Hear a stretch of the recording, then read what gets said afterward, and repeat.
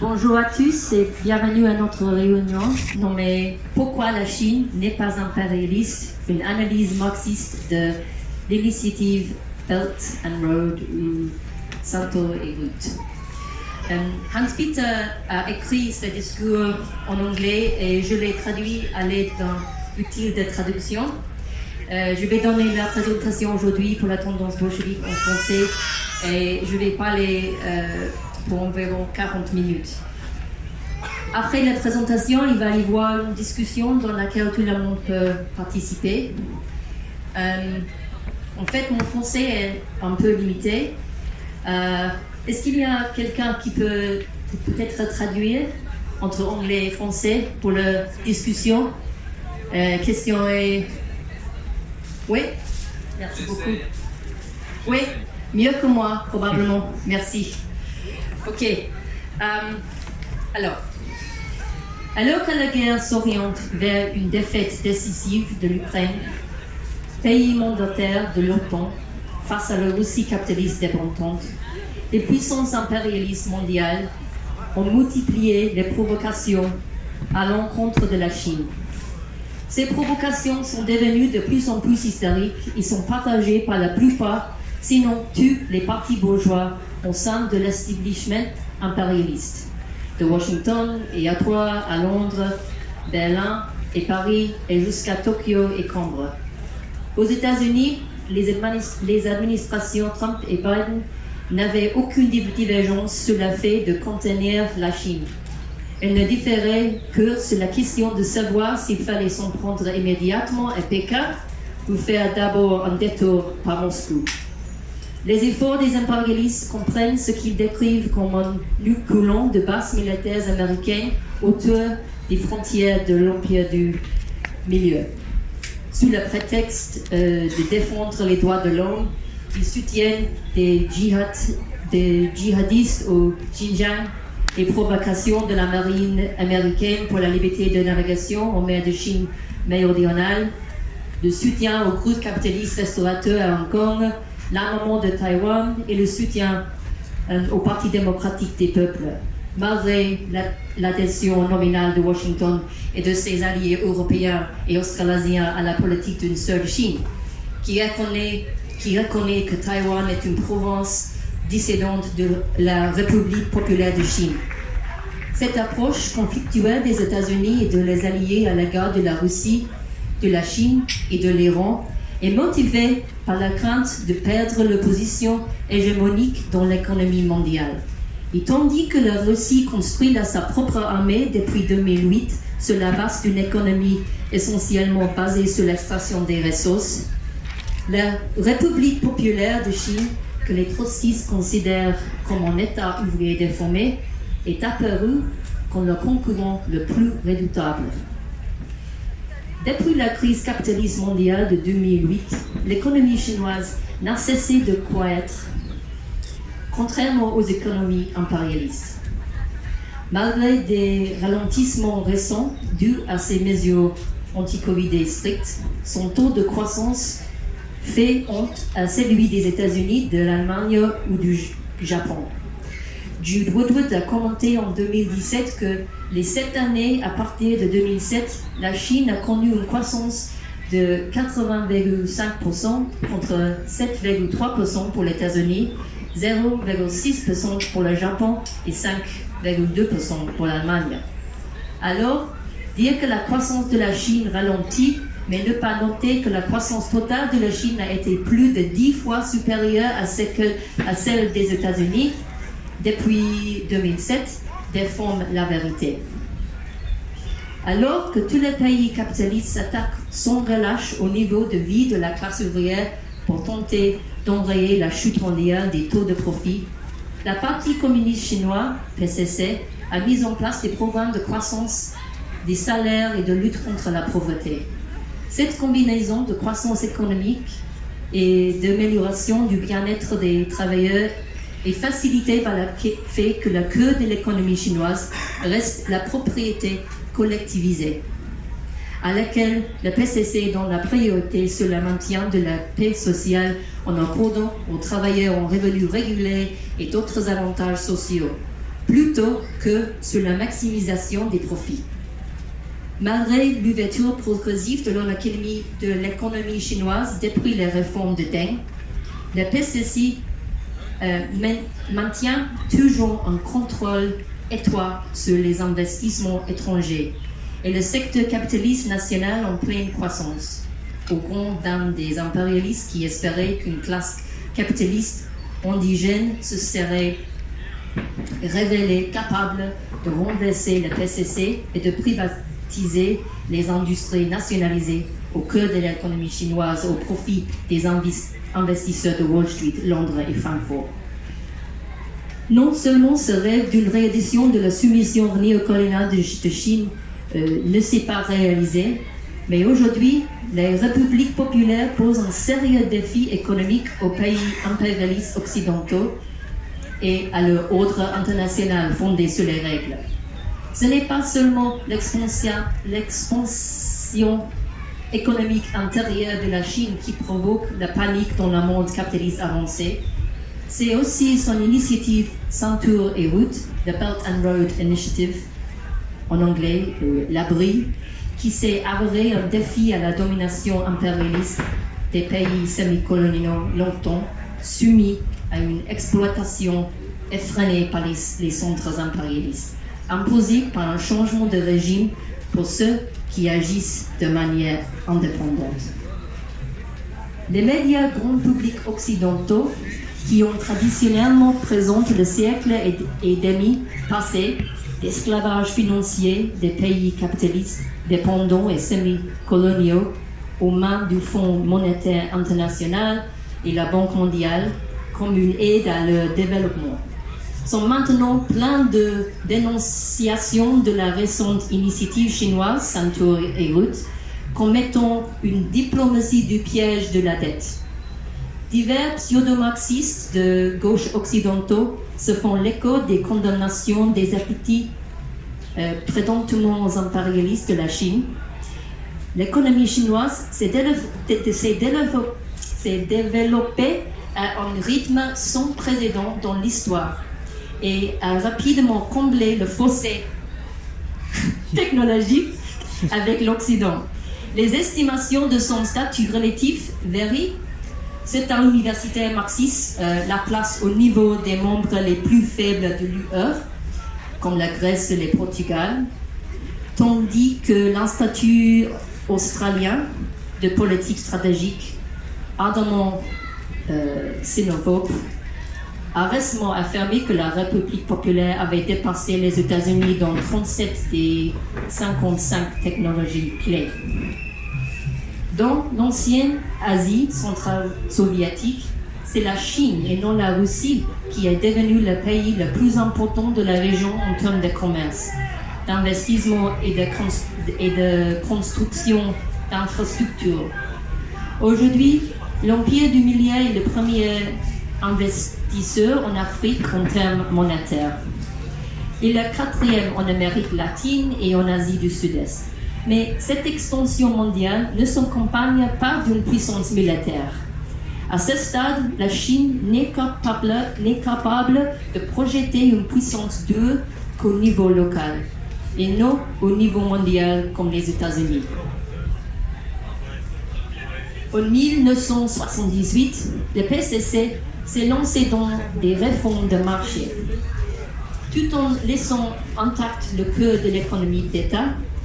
Les capitaux nationaux et étrangers ont été autorisés à commencer à opérer d'une manière qui n'est pas sans rappeler la nouvelle politique économique introduite en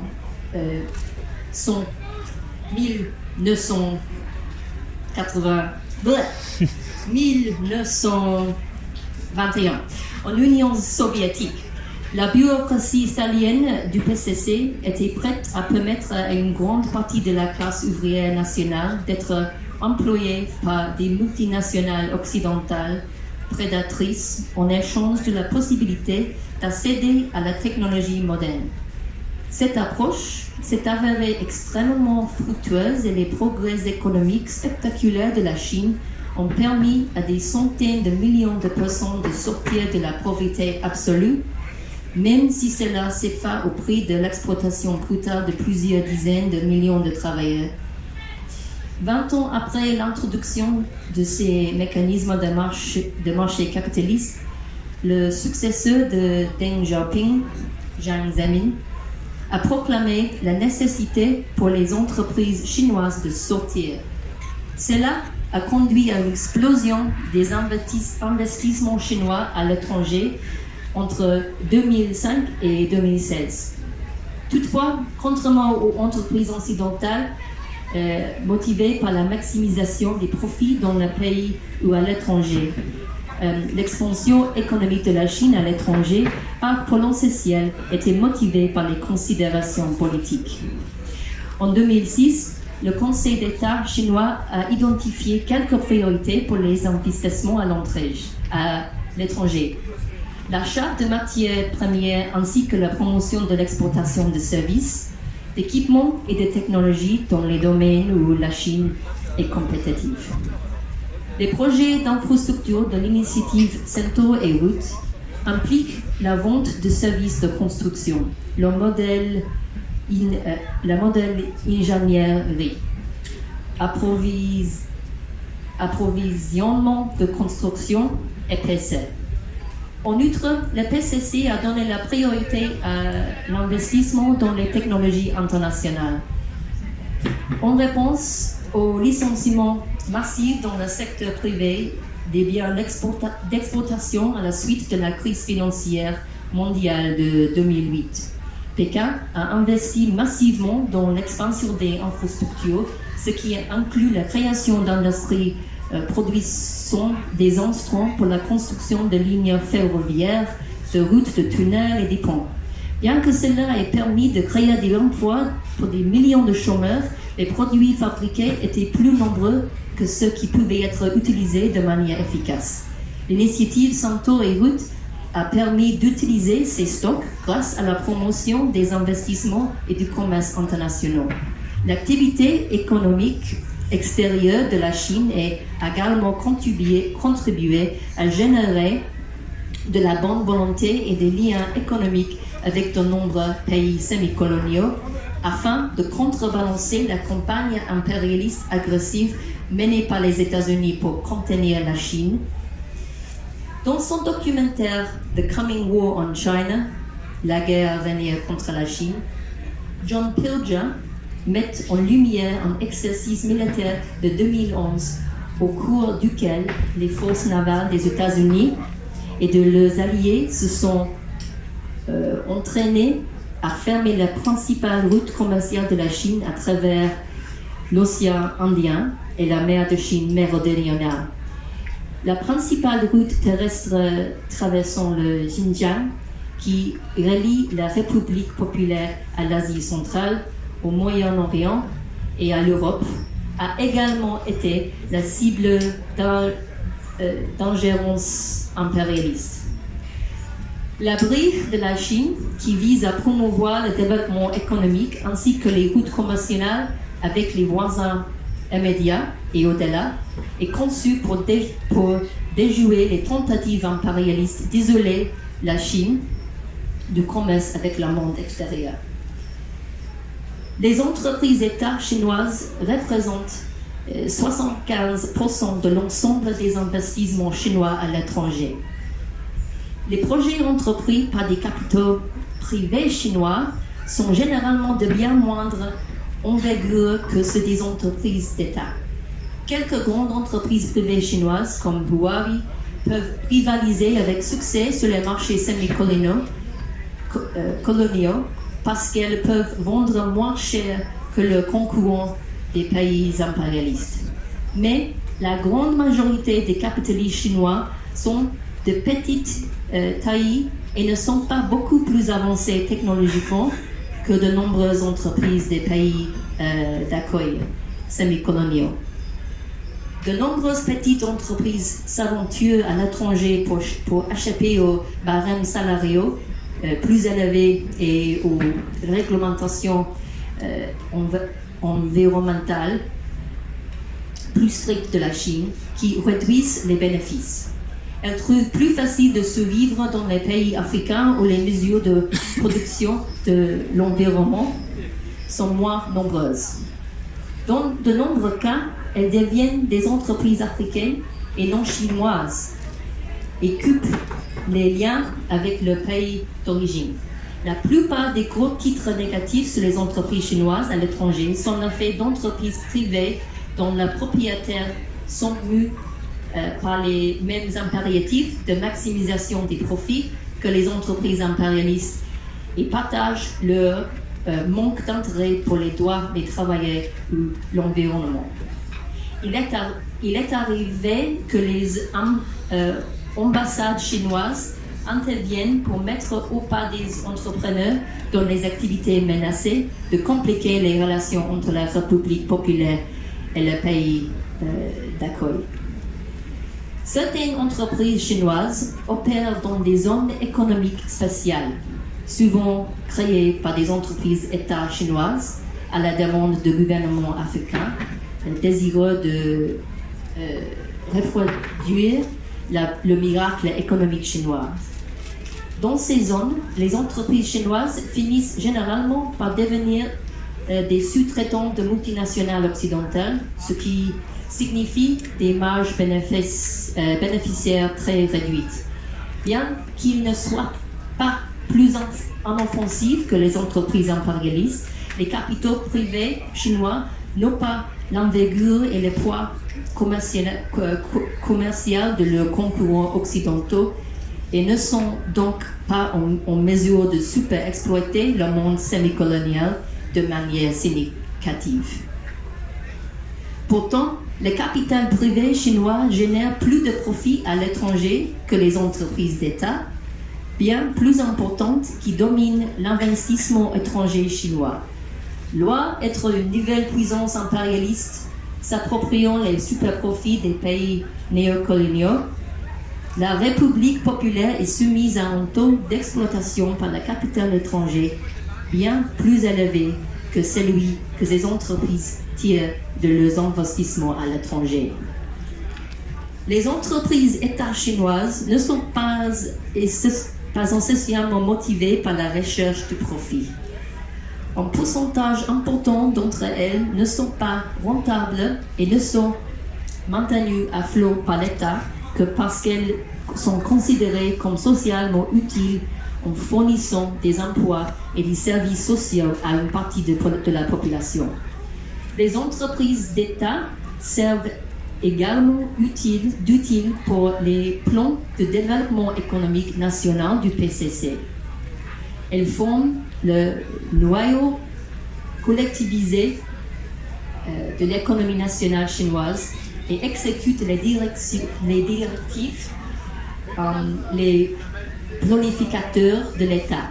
Lorsqu'elles opèrent à l'étranger, elles sont davantage exposées à la concurrence du marché.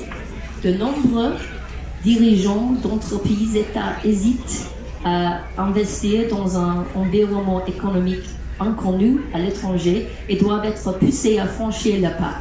En effet, le succès n'est pas principalement déterminé par la rentabilité des entreprises qu'ils dirigent, mais plutôt par la mesure dans laquelle ils adhèrent aux objectifs qui leur sont fixés par les dirigeants du PCC, lesquels sont souvent davantage déterminés par les objectifs politiques que par la génération de retours sur investissement. Le fait que les 3/4 des investissements chinois à l'étranger soient réalisés par des entreprises d'État et ce qui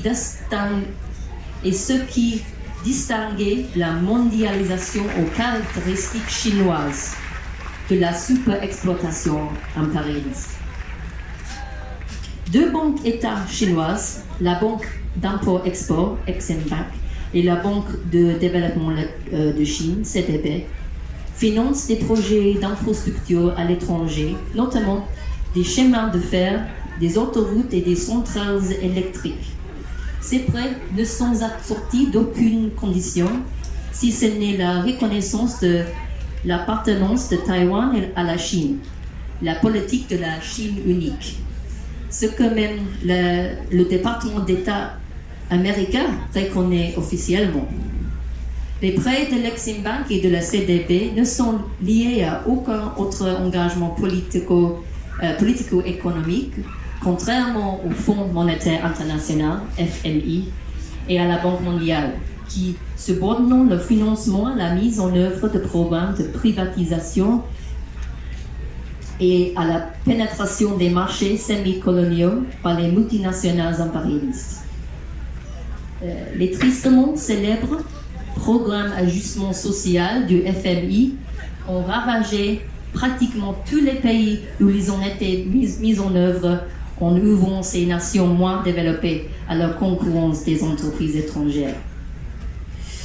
En revanche, la plupart des prêts de l'Exim Bank sont proposés à des taux supérieurs à ceux du marché, dits concessionals ou concessionnaires, tandis que les prêts de la CBD, bien qu'émis au taux de marché, ont tendance à être assortis de conditions plus généreuses que celles offertes par les prêteurs impérialistes.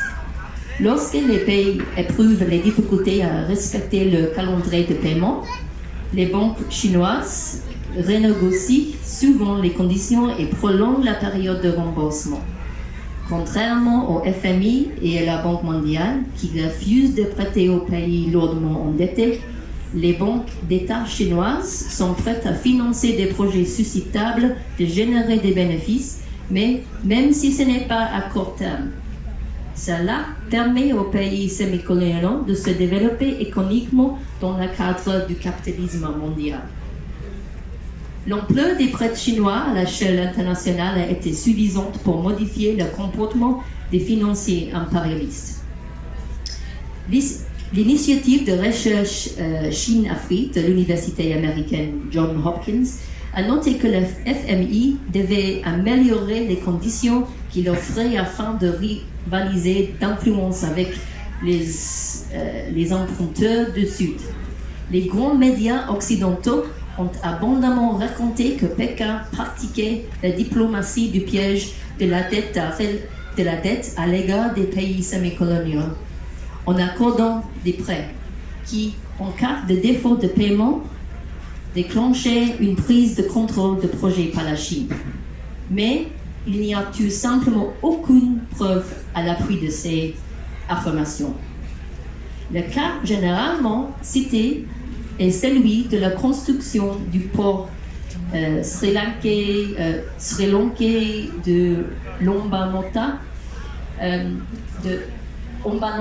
qui a été largement financé par les prêts chinois connaisseurs accordés alors que le pays était déjà en situation de sous-rendement à la suite d'emprunts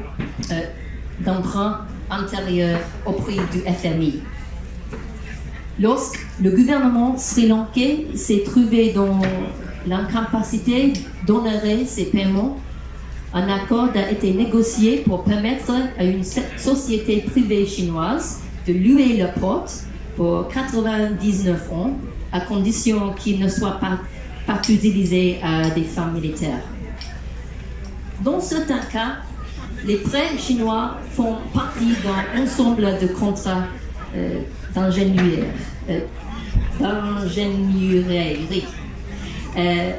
d'approvisionnement et de construction, EPC, qui remonte à l'époque de Mao. Il oblige le gouvernement bénéficiaire à acheter des matières premières chinoises et à utiliser des travailleurs chinois, sont généralement exécutés par des entreprises d'État et financés par l'Exim Bank ou la CDB, souvent à des taux d'intérêt concessionnaires. Au début des années 2000, certains gouvernements bénéficiaires ont exprimé l'inquiétude quant à l'utilisation de travailleurs chinois et de matières premières d'origine chinoise plutôt que nationale. Le gouvernement chinois a réagi en employant de plus en plus de travailleurs locaux qualifiés lorsqu'ils l'ont trouvé et en utilisant des matières premières provenant des pays d'accueil lorsqu'elles existaient. Une étude réalisée en 2018 par la London School of Oriental and African Studies, École d'études orientales et africaines de Londres, a conclu que les projets d'infrastructures chinois, dont beaucoup impliquent l'accès et l'extraction de matières premières, présentaient un avantage net pour les pays africains. Par exemple, en Angola, un accord de prêt spatial a permis au gouvernement de Luanda de rembourser les dettes contractées pour les projets d'infrastructure dont les matières premières accessibles grâce aux projets chinois.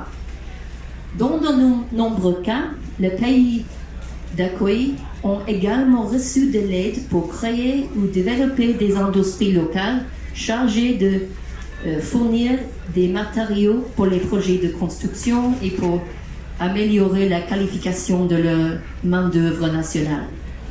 Dans de nombreux cas, ces projets se soldent par des pertes pour les entreprises d'État chinoises s'ils sont menés à bien. C'est parce qu'ils ne sont pas motivés par des perspectives de profit à court terme, mais par une perspective à long terme d'accès à des sources stables de matières premières, tout en cultivant une relation positive avec les gouvernements semi-coloniaux concernés.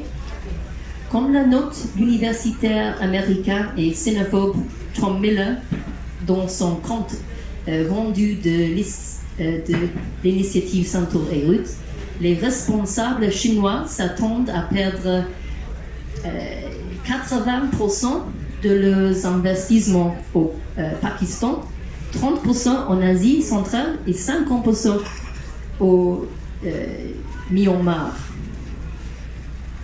Au départ, les entreprises d'État chinoises en Afrique ne traitaient pas leurs travailleurs mieux que leurs rivales occidentales. Mais aujourd'hui, les entreprises d'État chinoises payent généralement des salaires moins élevés, mais offrent une bien meilleure sécurité de l'emploi. Lorsque la crise financière de 2008 a frappé, les sociétés minières des pays impérialistes ont licencié une grande partie de leur personnel, ce qui n'a pas été le cas de leurs homologues chinoises.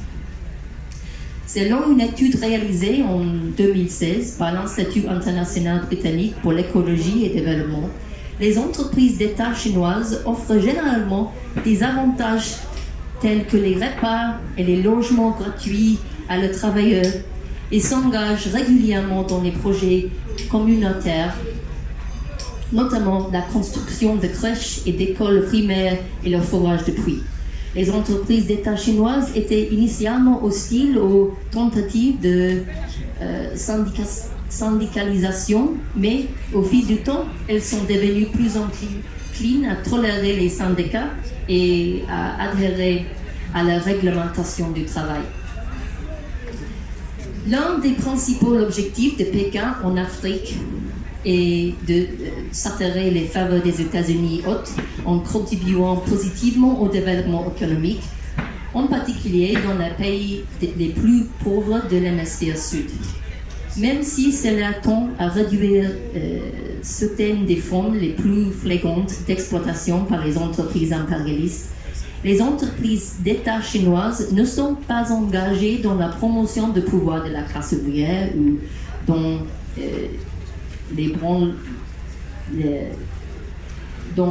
les branlements du capitalisme, alors que le PCC est prêt à soutenir les entreprises étrangères qui ne parviennent pas à atteindre le seuil de rentabilité de 2016 à 2021.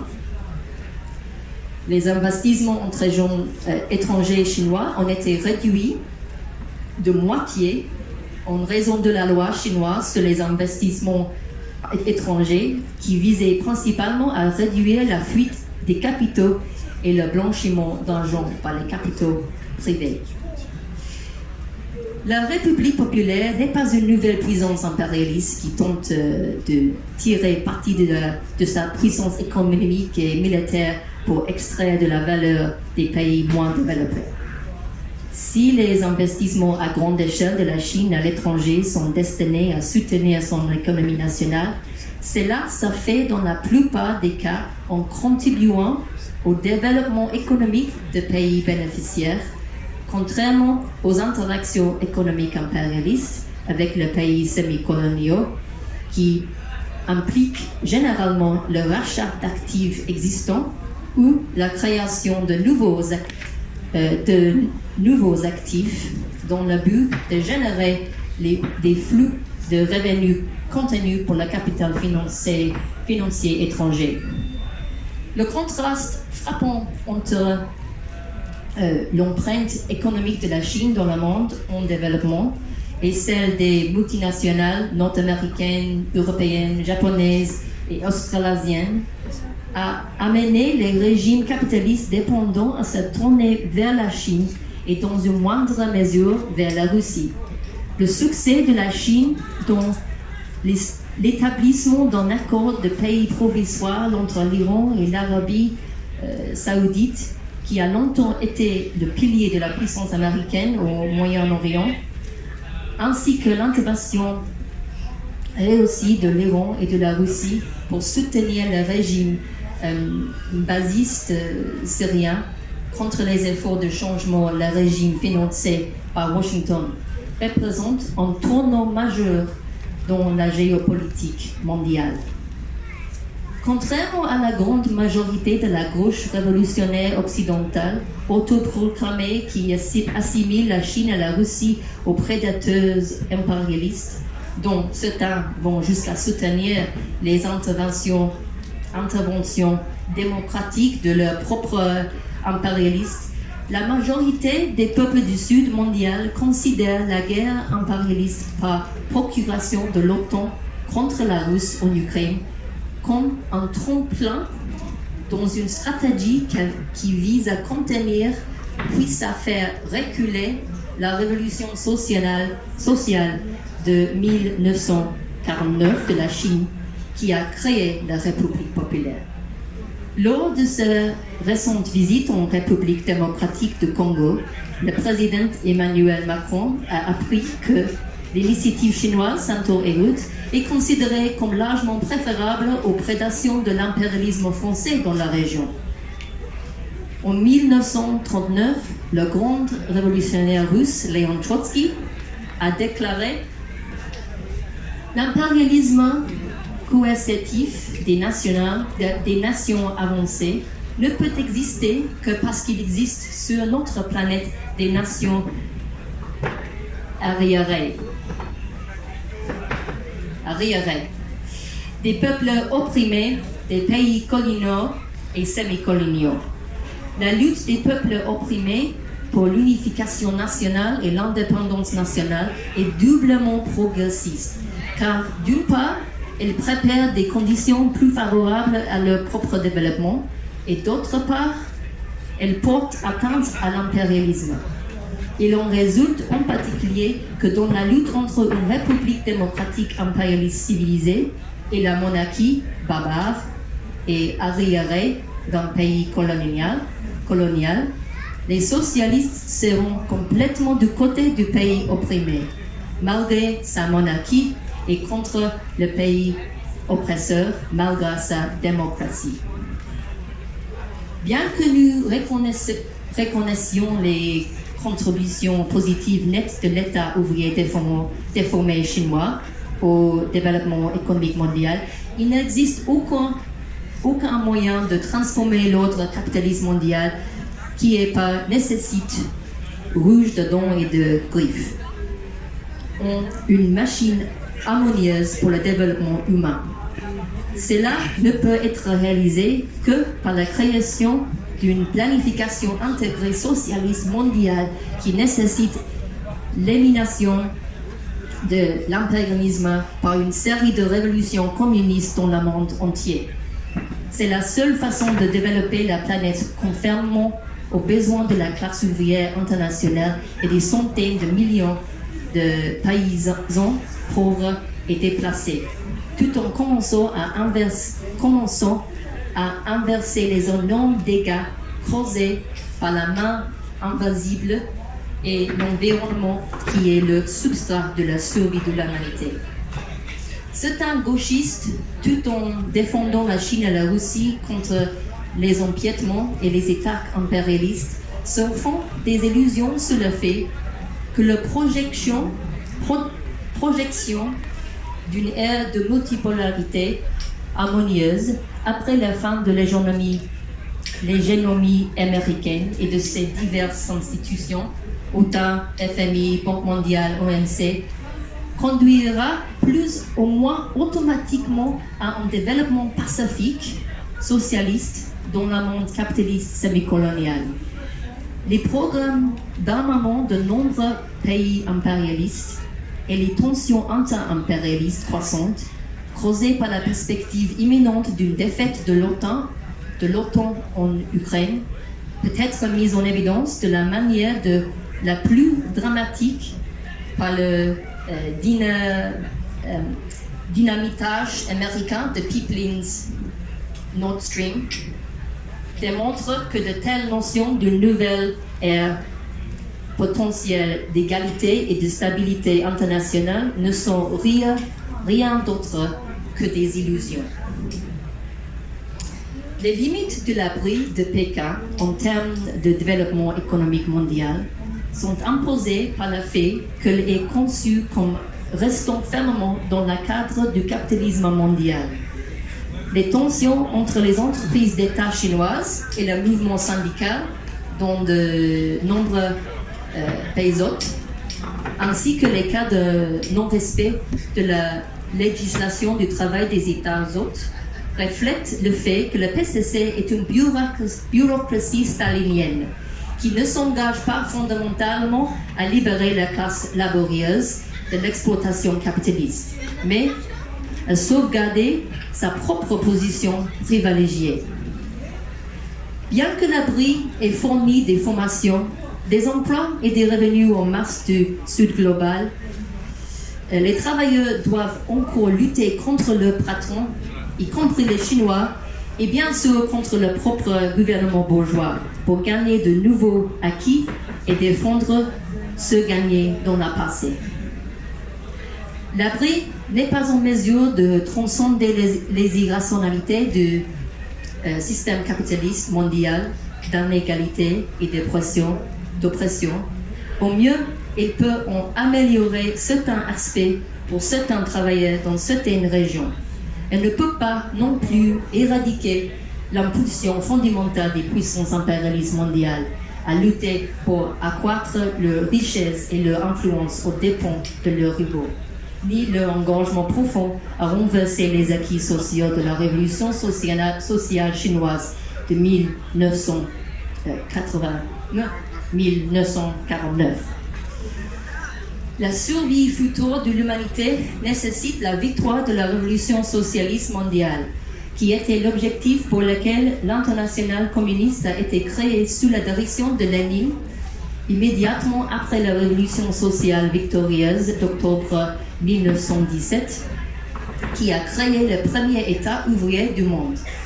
Le mouvement communiste de Lénine et Trotsky, au début des années 1920, était armé d'un programme qui associait la lutte pour le maintien et l'amélioration des conditions de vie des masses, des peuples du monde à la nécessité ultime d'une révolution socialiste. Afin de placer les forces productives de l'humanité sous le contrôle conscient des travailleurs par le biais d'un plan démocratique coordonné de lutte contre la pauvreté. Aujourd'hui, il est absolument nécessaire de mettre en œuvre une planification économique à l'échelle mondiale, non seulement pour éliminer la pauvreté et la faim, mais aussi pour sauvegarder la biosphère dont dépend l'existence humaine. Le devoir des révolutionnaires est de défendre les États capitalistes dépendants et les États ouvriers déformés contre l'agression impérialiste, que ce soit en Europe de l'Est, en Amérique latine ou en Asie de l'Est. Il est nécessaire de recréer un puissant mouvement international de la classe ouvrière déterminé à renverser le système pourri du capitalisme à la fois dans les centres impérialistes et dans le monde semi-colonial. Le devoir d'une direction ouvrière consciente de sa classe est de promouvoir une perspective de révolution politique dans les États-Unis, dans les États ouvriers déformés de Chine, du Vietnam, de Corée du Nord et du Cuba, afin de renverser les bureaucraties staliniennes qui entretiennent les illusions débilitantes d'une coexistence pacifique avec l'impérialisme. Le monopole politique bureaucratique dans ces États, qui sont basés sur des formes de propriété collectivisée, doit être remplacé par un système de planification démocratique des travailleurs. Seule la révolution socialiste peut écarter la menace d'une guerre impérialiste et le danger d'une destruction thermonucléaire, éviter les catastrophes écologiques imminentes et jeter les bases dans un avenir sûr, pacifique et prospère pour tous les peuples du monde. Et c'est dans cette perspective qui s'inscrit la tendance bolchevique. Merci.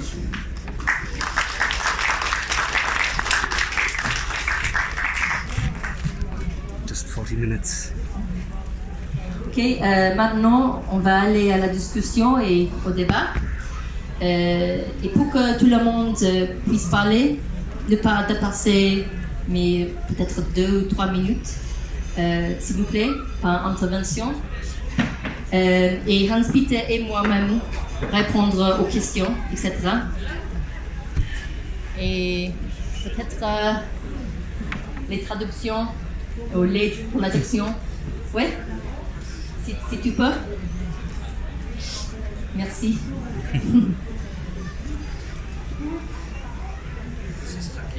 Oui. Ok, est-ce qu'il y a quelqu'un qui veut dire? Qui veut parler? Question? Oui.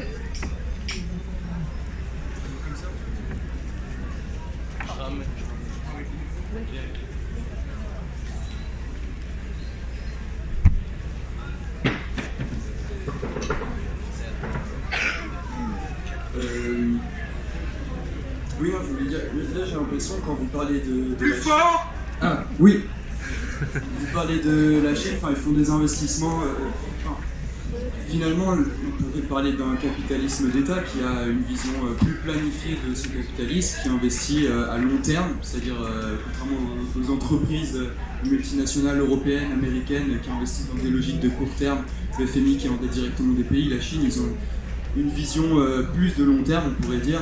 Finalement, ils investissent. Et quand, enfin, on peut parler d'investissement impérialiste. Dans la définition de Lénine, c'est un stade avec des étapes. C'est la création de monopoles, l'exportation des capitaux, le réarmement. Et finalement, la dernière étape, c'est le réarmement et le partage du monde entre les grandes puissances. Et là, aujourd'hui, c'est ce qui est en train d'arriver. Et la Chine, elle propose, on dirait qu'elle propose une nouvelle vision plus pacifiée de la mondialisation, presque volontariste, on dirait un peu Karl Kautsky qui proposait une vision aussi pacifiée, une mondialisation, un autre modèle de mondialisation possible. Mais finalement, ce qui est en train de se passer, c'est que la Chine, elle exporte des capitaux, elle est en train de se réarmer massivement, comme tous les autres pays, toutes les puissances impérialistes occidentales. C'est juste un nouvel impérialisme qui contredit. C'est comme ça que je le vois, qui contredit aujourd'hui l'hégémonie occidentale. Ça reste un impérialiste qui investit dans les capitaux, qui se réarme et qui prépare la guerre aussi. Alors, qu'est-ce que c'est la différence? Et qu'est-ce que c'est le procès de la révolution aussi? Traduction. Essentiellement. I think he's probably asking what's the difference between German and Chinese. But also, what's the vision of Lenin and Trotsky like For what he said is it's not the same process that China is doing. It's the exportation of capital to other countries, but their vision is more for long-term investment, and it's not about short-term and just searching profit. So they're kind of offering another type of imperialism, but it's still the same base of exporting capitals and trying to go to have a lot of to have more weapons, and by the end it will be the same end as the classical definition of capitalism of imperialism by Lenin.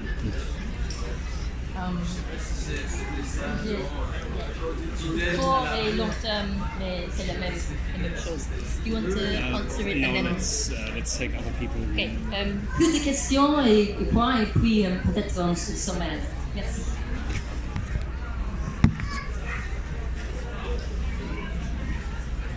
Quelqu'un d'autre? Peut-être nous pouvons répondre maintenant. Et puis, Hans-Peter. Yeah, I think that actually that's the big problem of the left. They look at just the export of capital without looking at whether that generates super profits in the short term. Which is an appropriation of value from semi-colonial countries.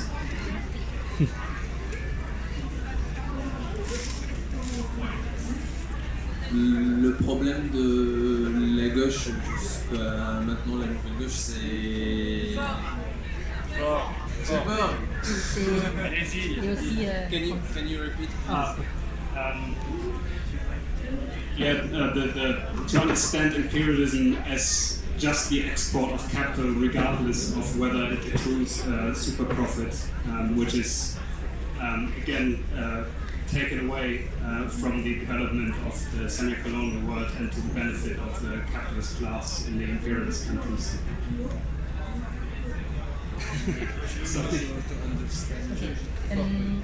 Ce n'est pas seulement le problème de super profit. Ça profite. It profits to the imperialist countries also.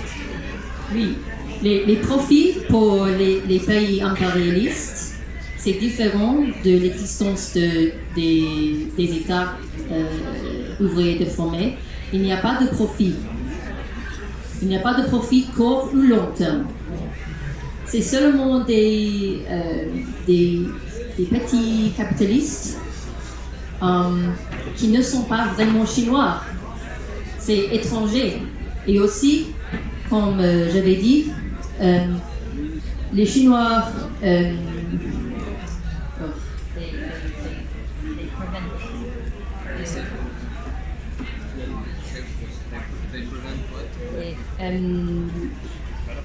arrêter le développement trop des impérialistes. Et ça, ce n'est pas les actions des impérialistes. Parce que le profit, ce n'est pas la chose la plus importante.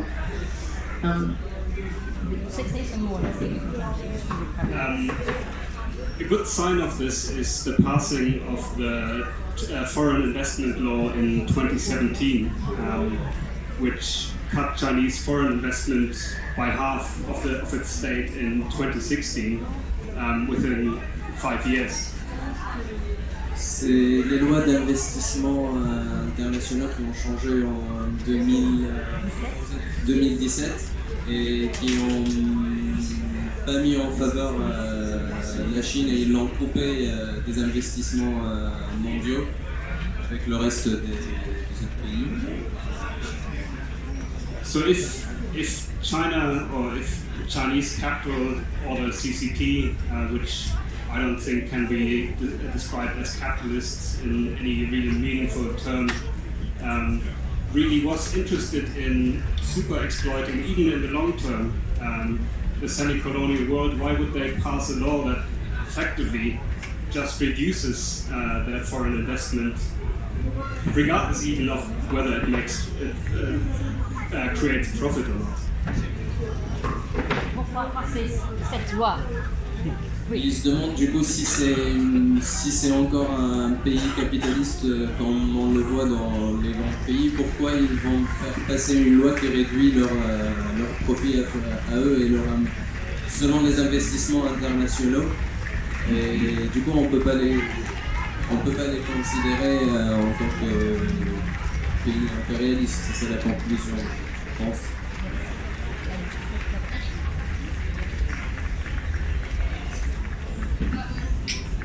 I think that one of the ways that makes the clearest distinction between imperialist investment and what the Chinese are carrying out in the semi-colonial world is that when the Chinese company creates a railroad or a water purification plant, they set a price on it, the country buys it, and then it is a material asset for that economy, for that nation going forward.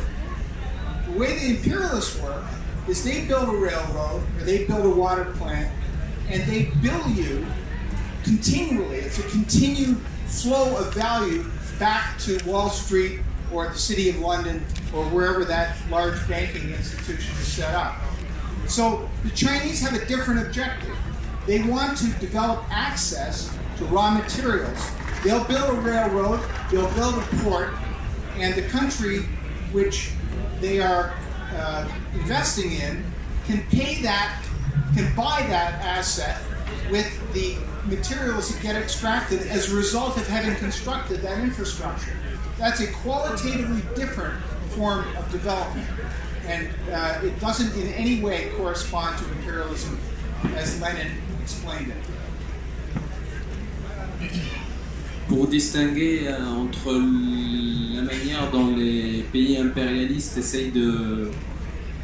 Quand ils font un projet dans d'autres pays semi-coloniaux, les impérialistes, ils essayent d'endetter les autres pays et cela les empêche de continuer de se développer. Au contraire, ça les enfonce encore dans des problèmes économiques. Mais par contre, la politique de la Chine, quand ils font... je sais pas, il a parlé de traitement d'eau ou construire des ports, c'est plus pour que les autres pays puissent bénéficier de ça et en retour, la Chine, elle prend la matière première ou en tout cas le prix qu'ils mettent, il n'est pas énormément haut, donc il essaye de permettre d'autres pays de se développer, ce qui s'oppose à ce que les pays impérialistes font en endettant les autres pays. Et donc on ne peut pas les comparer selon ces critères.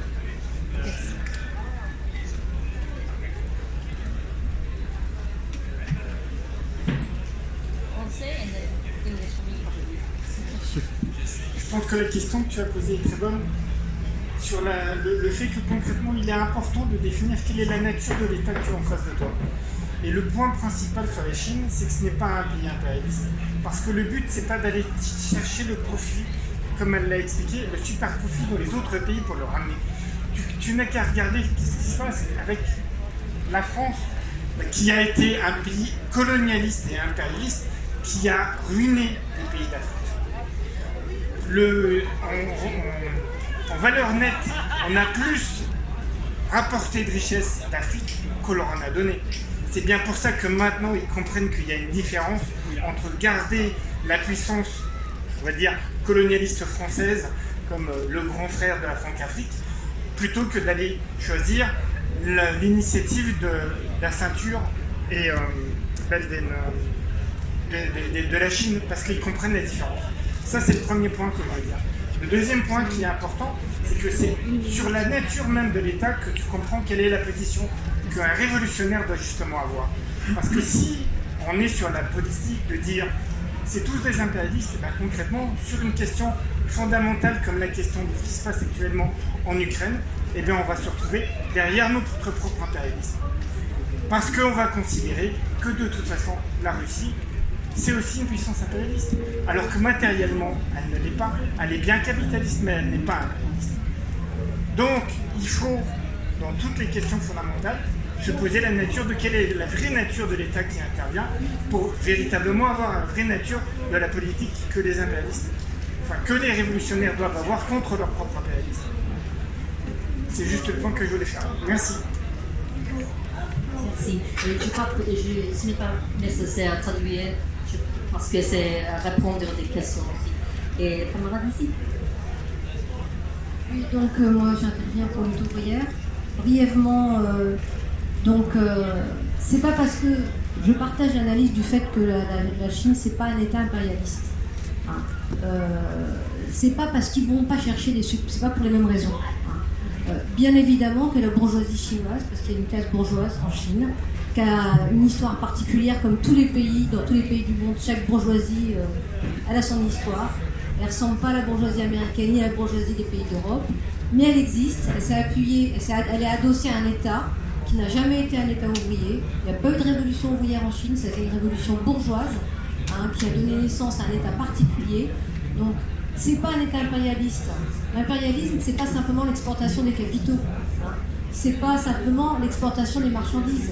C'est aussi faire ça en s'appuyant sur une armée qui a effectivement d'abord colonisé et ensuite mené un pillage à l'abri d'armée. Pour l'instant, à ce que je sache, l'État chinois n'a jamais utilisé son armée pour aller s'attaquer, s'arroger les marchés africains, s'arroger n'importe quel marché.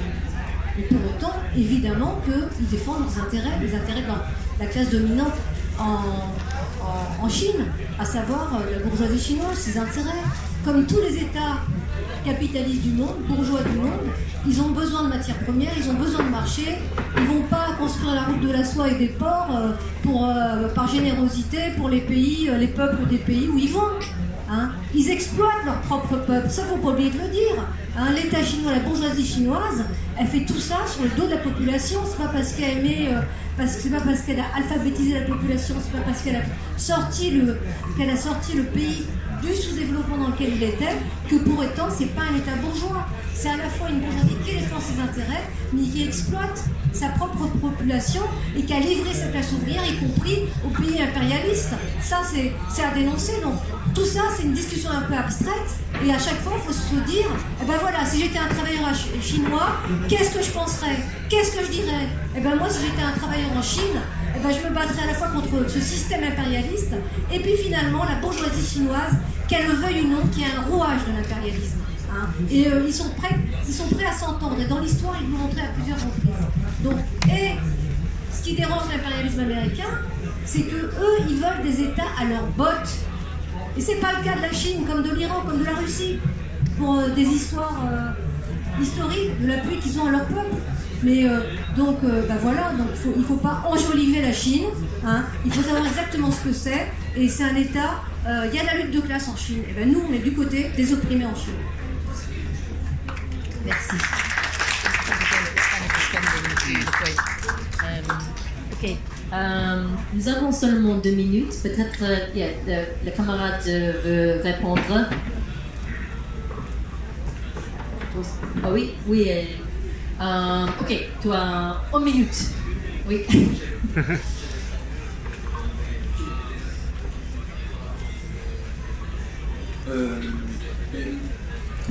On est d'accord pour dire qu'il y a une bourgeoisie chinoise, c'est un capitalisme d'État. Si on prend la définition de Lénine, c'est pas une volonté, l'impérialisme, c'est pas un volontarisme politique où on décide d'être impérialiste. Non, c'est un stade nécessaire du développement du capitalisme après l'accumulation de ça, l'exportation de capital. Là aujourd'hui, c'est la 5e étape, c'est le partage du monde militairement. Mais là, on est déjà dans le début de cette étape parce qu'on voit que tous les pays sont en train de se réarmer massivement, et que ce soit la Chine. Désolé, mais la Russie, c'est un capitalisme, c'est un pays impérialiste. Aujourd'hui, il y a un partage du monde de l'Ukraine entre les puissances occidentales et la puissance russe et ses intérêts. La Chine, elle n'est pas encore au niveau directement militaire, de confrontation militaire, mais elle s'y prépare. Ils sont en train de produire des porte-avions. Bientôt, ils vont produire un porte-avions tous les 3 ans et ils vont dépasser dans des décennies quand même les États-Unis puissance militaire. Elle devient une puissance militaire, c'est juste qu'on n'est pas encore à ce niveau-là du stade. Donc on peut comprendre quand même le développement capitaliste et impérialiste. Voilà, on peut le prévoir. Là, on est juste là dans une interprétation directe. Le Campbell ça. Merci. Et malheureusement, nous n'avons pas le temps à répondre, mais peut-être après le forum, je peux parler avec toi. Oui, c'est la fin, mais finalement, nous avons la presse en français sur l'Ukraine et la Russie, et aussi les articles plus substantiels à propos de la Chine en anglais, et à bientôt en français sur notre site web aussi. Et merci pour la traduction. Merci à tous. Oh, et nous avons un stand là-bas, juste en face. Merci.